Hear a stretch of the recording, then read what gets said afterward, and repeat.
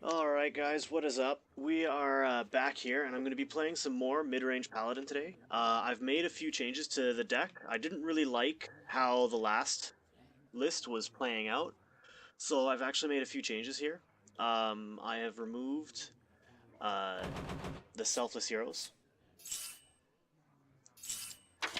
That is this card here.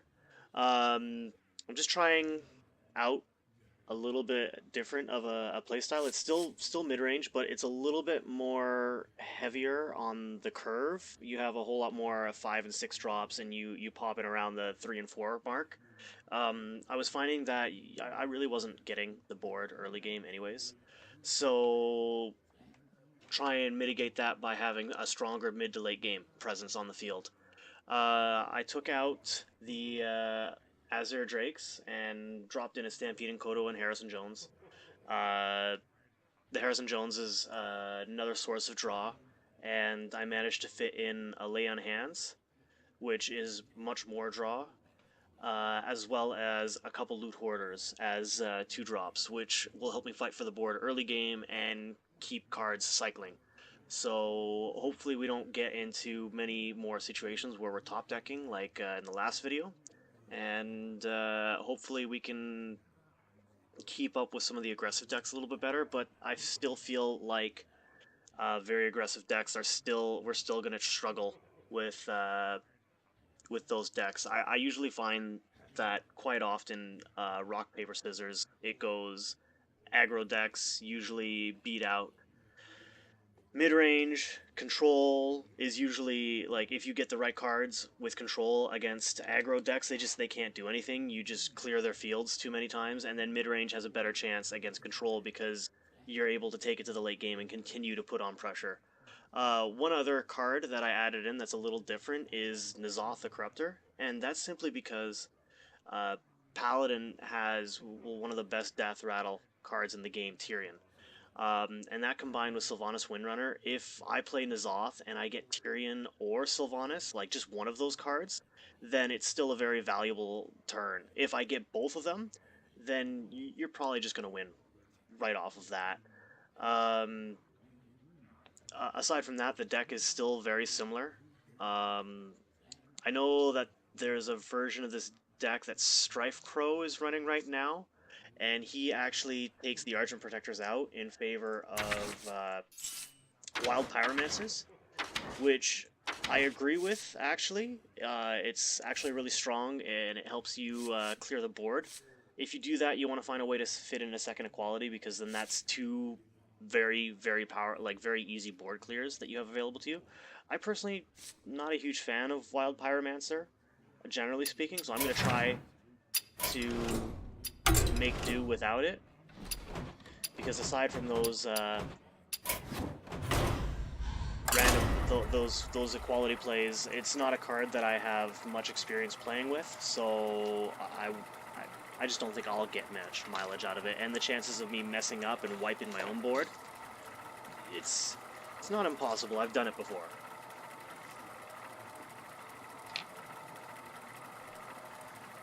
So let's see what we get first.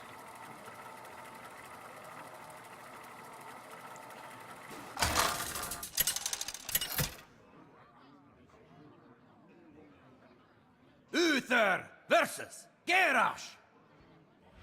Victory or death! I will fight with honor. Alright, so we're gonna toss these away.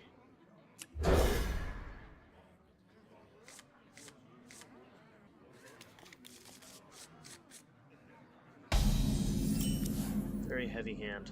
Very heavy hand. We at least have the Loot Hoarder, so we have a couple turns to draw into better 2 and 3 drops. Mind if I roll me? This is one situation where I can see the Wild Pyromancer being a better play, because it's just a better tempo 2 drop than Argent Protector. Especially in this case where your previous drop just gets cleared. So, here I'm just gonna Reporting for duty. And honestly, if he lets that Silver Hand live, okay with it, which is exactly what he ends up doing. So, I can either keep our Voldemort, the Silver Hand, and swing in for 3 right now.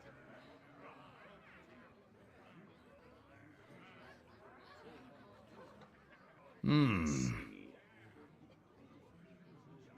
I think I like Archer Protector and hitting the button better, because it's a stronger play this turn, but it doesn't leave me with much of a turn 5. At least if I just play the... None may steal our secrets. And I have the Archer Protector and Alder Peace Courage. To battle! Possibly next turn.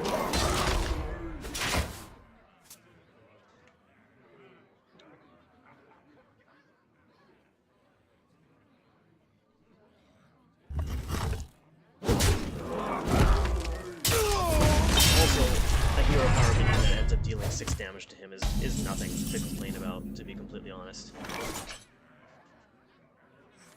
Not on my watch. Alright, so he's still going to play the minion, so I'm going to hang on to the Elder Peacekeeper. This is Not in my very house. likely a Control Warrior, so I'll want to try and save that for Garrosh, or if he has a Ragnaros, or some other large minion, which he's bound to have in his deck. Control Warrior usually runs off of a whole lot of control where he wants to get value trades to control the board early on, and then use his very expensive legendaries late game to come back and win the board. Not in my house. Welcome to the Grand Throw down the Tournament. Justicar True Heart. The Justicar in this matchup is very important for both sides, and being able to drop down 2 1/1s a turn usually just helps me overwhelm him. For justice!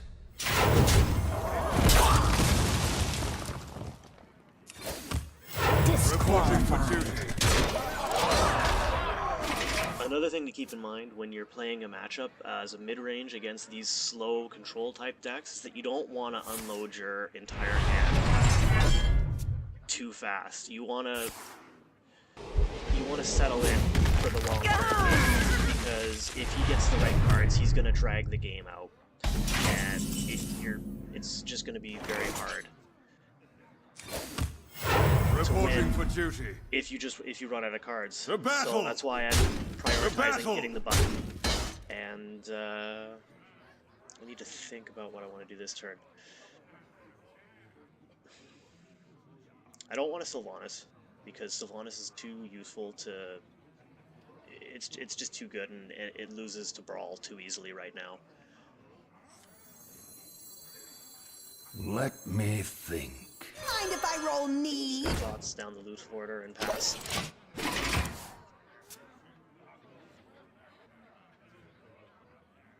That belongs in a museum.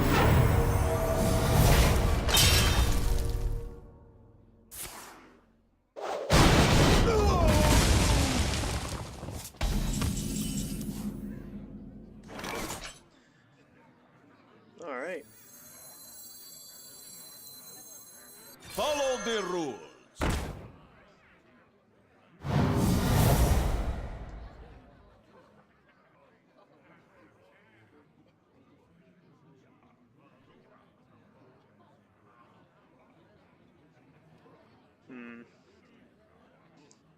I'm tempted to drop down the Stampede and Kodo, but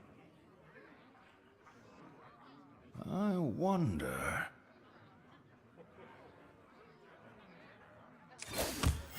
Reporting for duty. Again.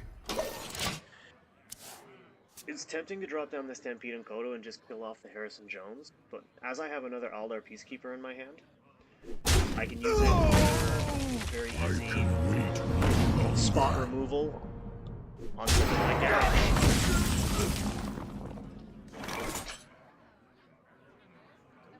So,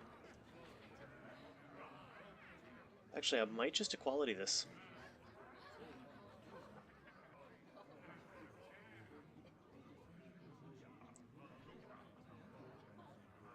Let me think. Yeah, there's really no downside to letting this.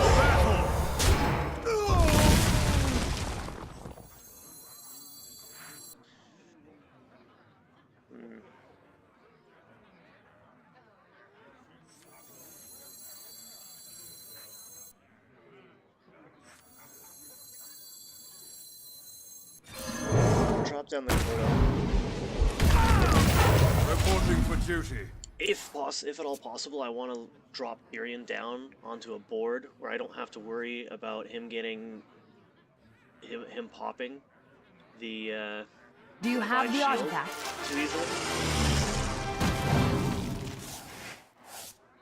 Because otherwise he can just armor up and shield slam my Tyrion.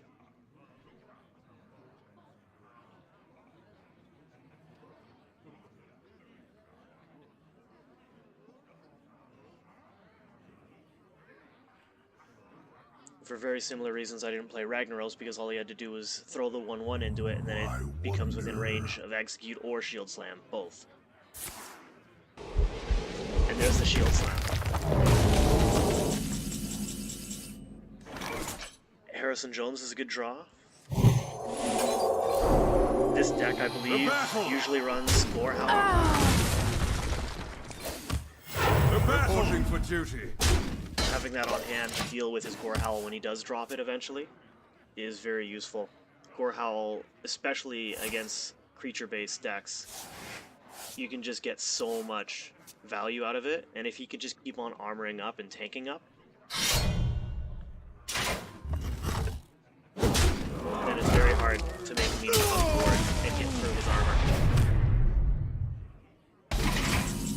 And for that reason, I'm actually going to save the Harrison Jones and not break his Fiery War Axe. I'm going to let him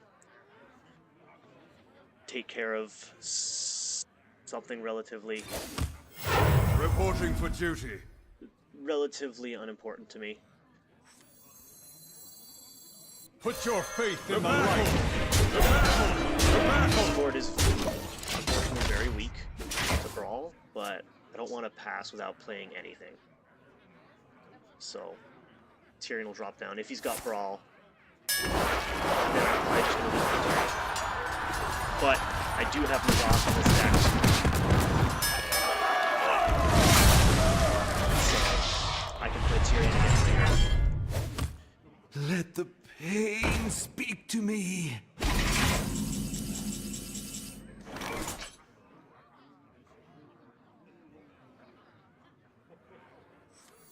None may steal our secrets. The battle. For justice. Don't worry, loves. The cavalry's here. Reporting for duty. You can see how important that early Justicar Trueheart was. With just a couple cards, 2 cards in the hero power, I've filled the board back up.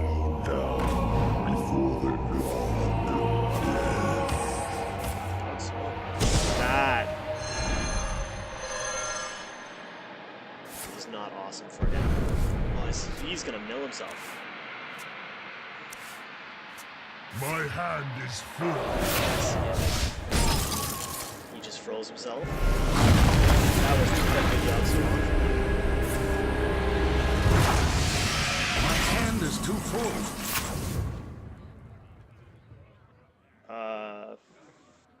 5. Don't worry, loves. The cavalry's here. Giddy up!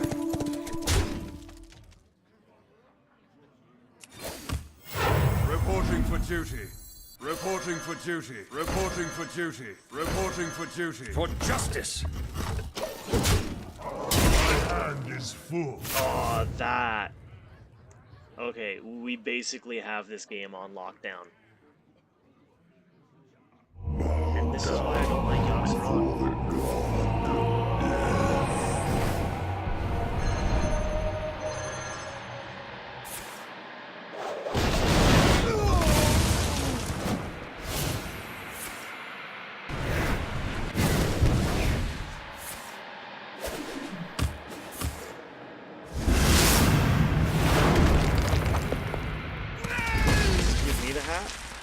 That totally gives me the hat. Well played. Yeah. His Yogg-Saron literally killed him. It milled with Reno Jackson, it froze him so he couldn't attack on his turn. It was just all sorts of bad for him.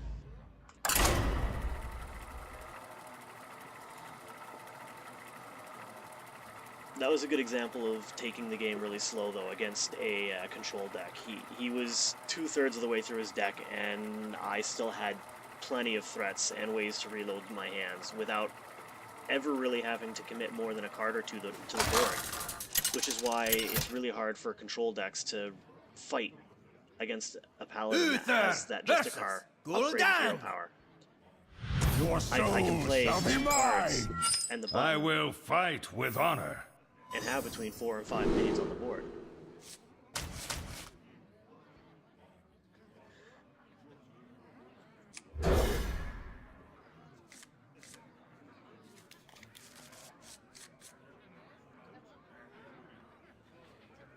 It's a very heavy hand.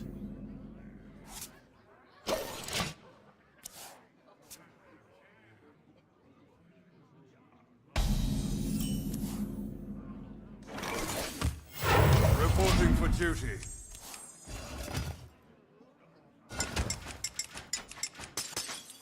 The end is coming!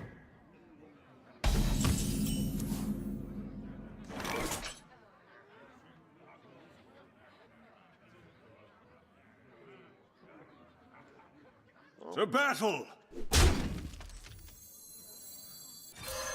For justice!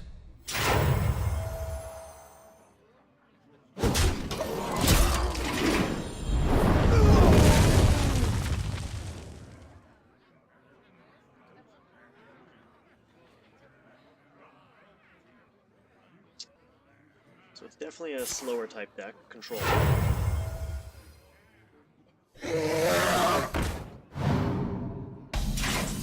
And I believe that is getting keeper. None may steal our Justice! And I'm probably going to drop, well, I'm most definitely going to drop down Harrison Jones on turn 5, because obviously Warlocks do not have, or I'm not going to.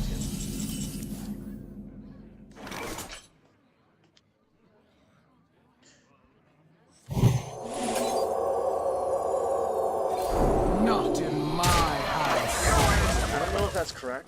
I'm trying to think of what spot removal Warlock has, and all I can really think of...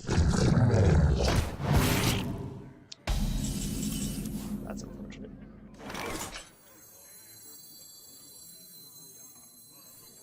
I have no time for games. Not in my house. Can always try and steal it with Sylvanas. I was not expecting the Faceless Manipulator, but that is a common card in this deck. You Faceless Manipulator for usually your finishers. I wonder. I don't have nearly as much experience with Warlock outside of Zoo.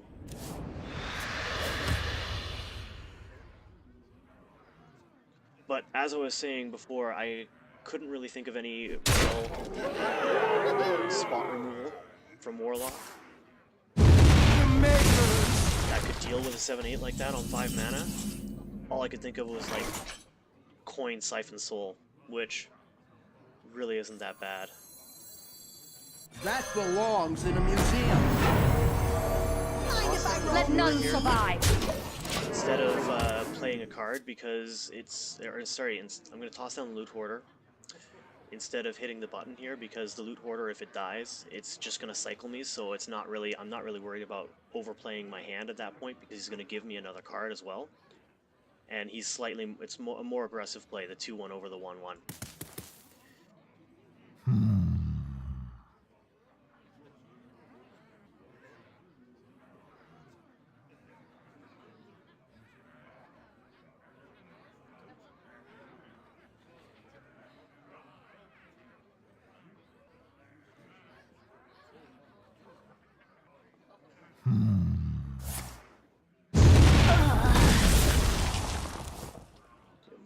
style.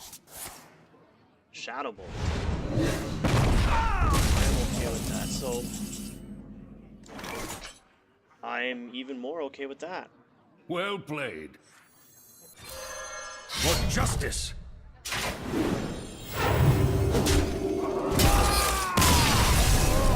Alright, GG.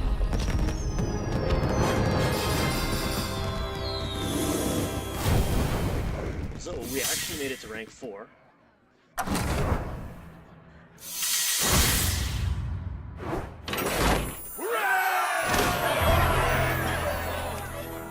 I hadn't made it to rank 5 or higher for a couple months. I haven't been playing recently nearly as much as I used to. So making it up to rank 4 this month feels really good now that I'm back to playing regularly. And I mean, who knows? There's still 3 or 4 days left in the season. Maybe I can make it up to rank 3 before we're done. Anyways, guys, that's it for today. If you're feeling generous or you like what you saw, please feel free to like and subscribe. It really helps me out. And the channel is obviously still very new. If you have any comments or criticism, or if you want to see a certain style of deck played more often, then feel free to leave a comment and hit me up. I'm definitely open to ideas. And I will see you guys tomorrow.